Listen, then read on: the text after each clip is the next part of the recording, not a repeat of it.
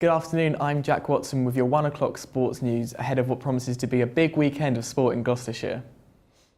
Gloucester Rugby are bidding for European glory tonight in their Challenge Cup final against Stade Francais. It's been a tough domestic season for the Cherry and Whites, but a win in Edinburgh will repeat their 2015 triumph. Excitement around the club is building and centre Matt Scott is looking to take advantage of the rare opportunity to win a trophy. As the 2016-17 campaign, we don't get the chance that often to win silverware as a professional rugby player. It's sort of few and far between, and you have to be sort of the right club at the right time, and it's a bit of luck involved as well. So any time the chance to win some silverware comes along, you've really got to grasp it with both hands, because you never know when it's going to happen again. So that's the sort of attitude we're taking into this week, albeit we've got other motivations to qualify for the Champions Cup next year as well. But first and foremost, it's a chance to win a trophy, and I can't remember the last time I won a sort of cup final as a rugby player, even from sort of junior rugby. So yeah, it's really exciting. Well, Forest Green will also be competing in a final this weekend. They're counting down the day to their big day at Wembley, where they'll meet Tranmere Rovers in Sunday's National League playoff final. Our reporter Ollie Young is at Manulong to give us the latest ahead of today's press conference. So, Ollie, Rovers narrowly missed out last year, so how can Mark Cooper's team use that defeat to their advantage?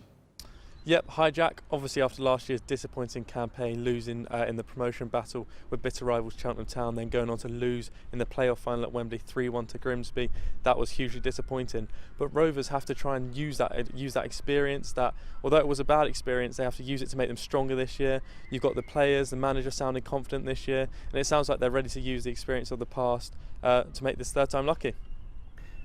Forest Green owner Dale Vince will be there on Sunday supporting his team. What's he been saying in the build-up?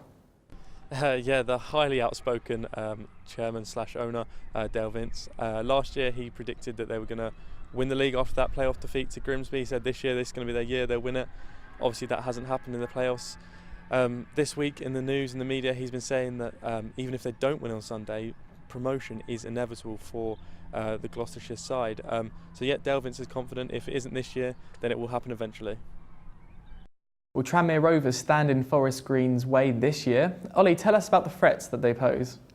Yep, Tranmere Rovers, runners up to FA Cup heroes Lincoln City in the league, just 4 points behind Lincoln. They're quite a few points ahead of Forest Green in the end. They are the favourites for this one. In Mickey Mellon, they've got a top manager. In Andy Cook, they've got a striker who scored 23 goals this season. That being said, Forest Green have had the better of the two sides this season. Forest Green have won one and they've drawn the other one. And finally, Ollie, how do you see this one going?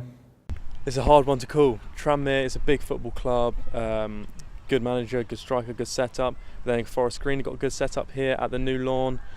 Forest Green have had the better of the two sides. Third time lucky, experience from last year.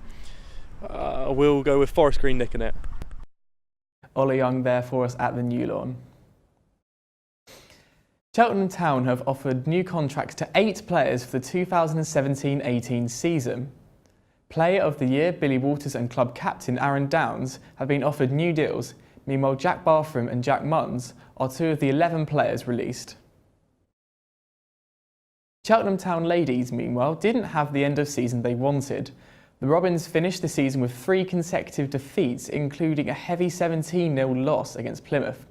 There's still optimism the Robins will build on a successful season on and off the pitch, as Joseph Rose reports. as the 2016-17 campaign comes to an end, Cheltenham Town Ladies can look back on the season with great satisfaction.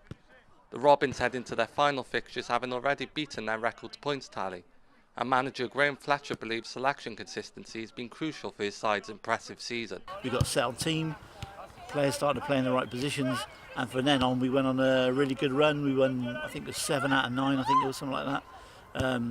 And we looked like a good team, which I think we are. We've got some really good quality players.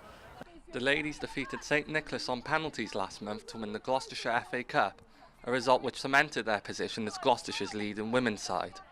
Defender Rose Nucky is delighted with her side's season as a whole and believes Cheltenham should embrace the title of being the best women's team in Gloucestershire.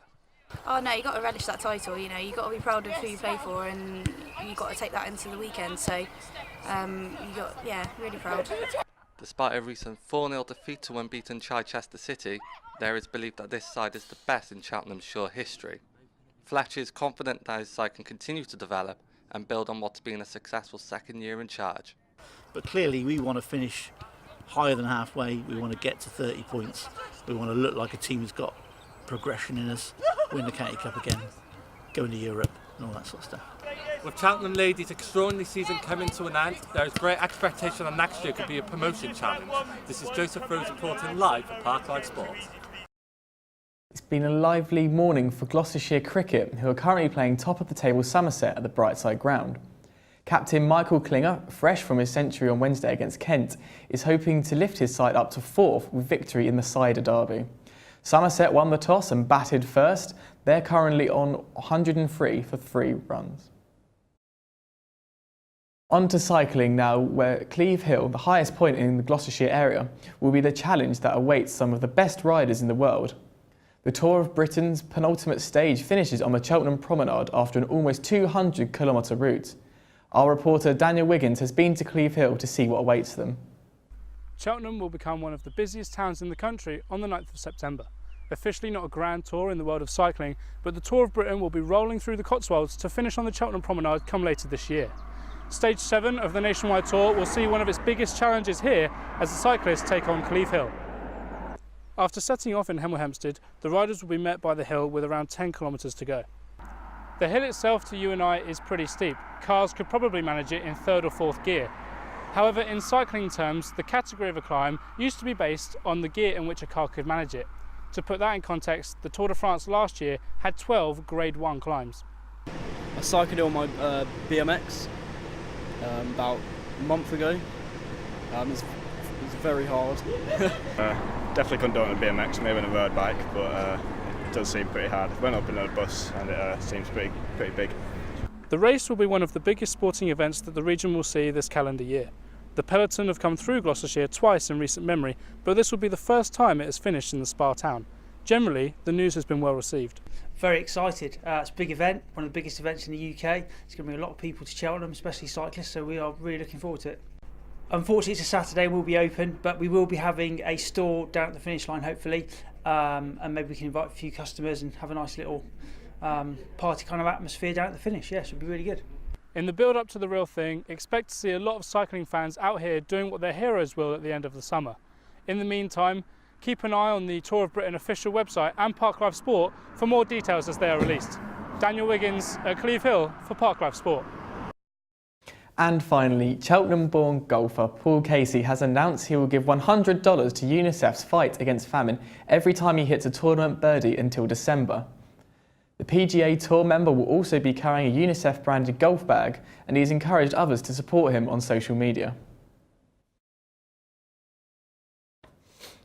That's all this lunchtime. We're back at 3:30, but in the meantime, make sure you head to @ParkLife_sport on Twitter for the very latest sports news in the county.